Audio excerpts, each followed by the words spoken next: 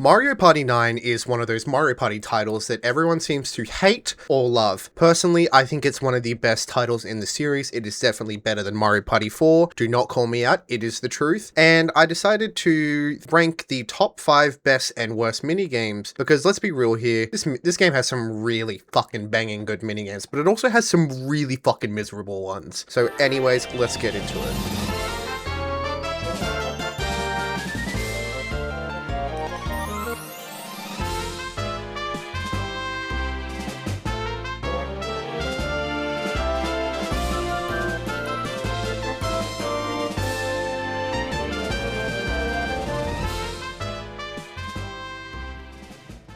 At number 5 for the best minigame, it is Chain Chomp Romp. Ever wanted to shoot, safely calm down an aggressive ass massive dog the size of a boulder? Well, Chain Chomp Romp is gonna be your best friend for that one. All jokes aside, this minigame is very simple yet effective in the skill/luck department. The game is simple. There are 5 minecarts that either lead to a canyon or straight into Chain Chomp himself, but there are side rails which move you around from the direct path, so you have to memorize the paths as they scroll down on the screen. The only other thing you really need to worry about is what button to press, so if your friend's a mashing god or you're a mashing god, you're in good luck, but it also requires a bit of reaction too at the end of the day. Otherwise, it's a really fair minigame, and I know this is going to be brought up a lot in this video, but there is some banging fucking songs, and this is one of them.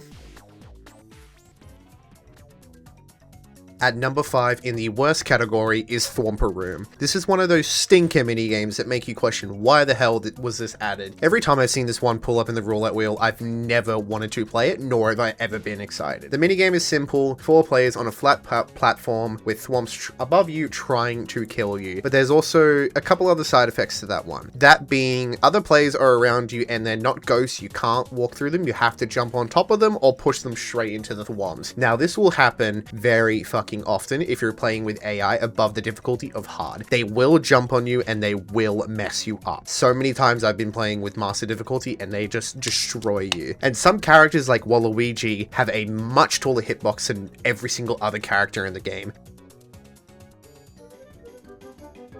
At number 4 for the best category is Skipping Class. Now I know this may not be everyone's favorite minigame and it does require a lot of fast input and skill, but it is very rewarding and very fun once you're able to actually pull it off. Now is there flaws with it? 100%. The fact that a lot of the patterns are repeated means you could almost do the inputs blind if you memorize them, but who has the time for that? Oh boy, there's definitely someone out there. And for those who aren't familiar with the Wiimote or aren't the greatest when it comes to reacting, kind of makes it a miserable experience, especially when you have that one friend who is really fucking fast. But once you learn how to properly do all the inputs, it is a race for first place.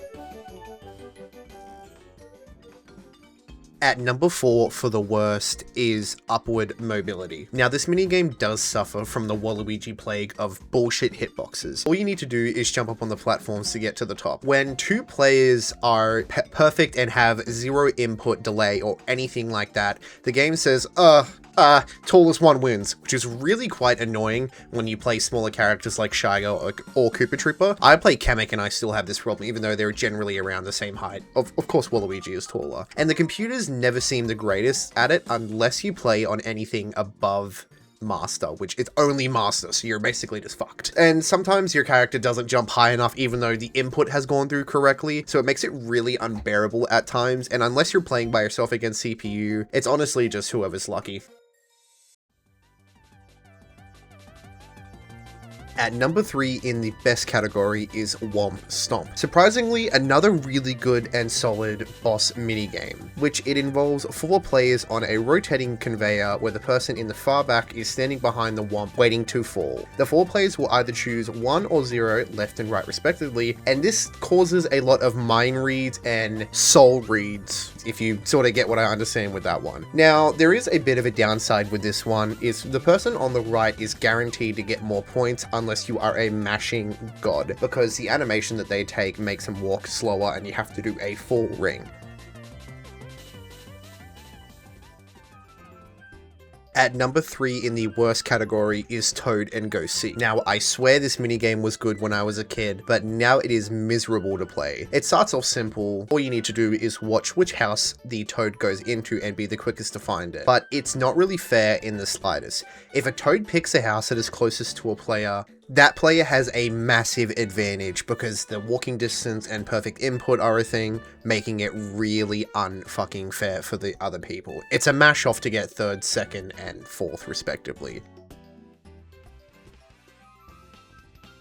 At number 2 in the best category is Peak Precision. I'm so glad that they remade this one for Mario Party the Top 100 because it slaps like crazy. All you need to do is climb up the mountain and all the grips have buttons A, B, 1, 2, and plus respectively. And all you need to do is climb up that mountain, press as fast as you can.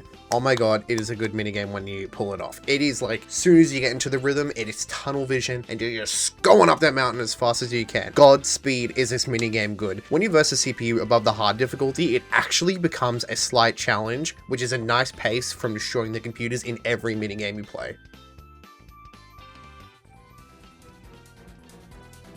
In the worst category, number 2 is Double Pounder. Yeah, this minigame is a stinker.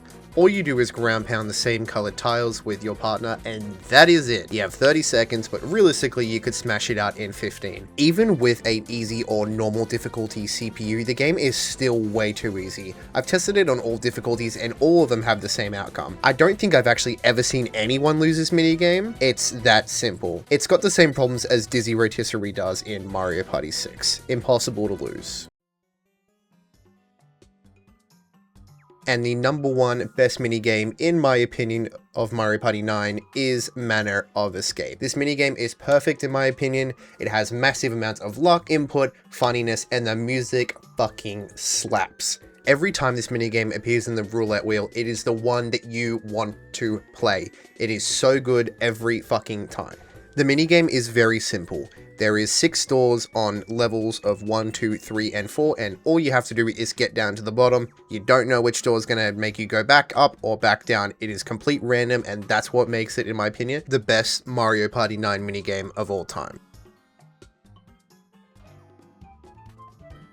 And the number 1 worst minigame of Mario Party 9 is Line in Sand. Holy shit, this minigame is bad. Like, miserable to play for both the teams. It's a 1v3 and it takes the cake for the most unbalanced 1v3 minigame I've ever seen in any of the Mario Party games.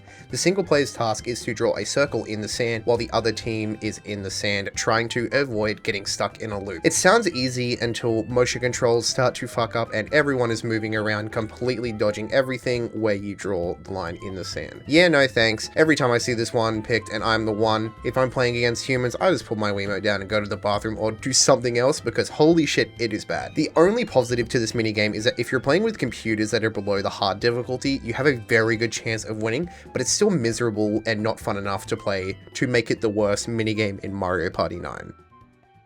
I'd just like to say thank you very much for watching this video. It's a new type of style that I hope to try and do more of because I quite enjoy it and I love the editing process. So if there's any faults or anything that should be known, please leave it in the comments below. I always respond to every single comment that you put, and without further ado, I'll see you in the next video. Bye bye!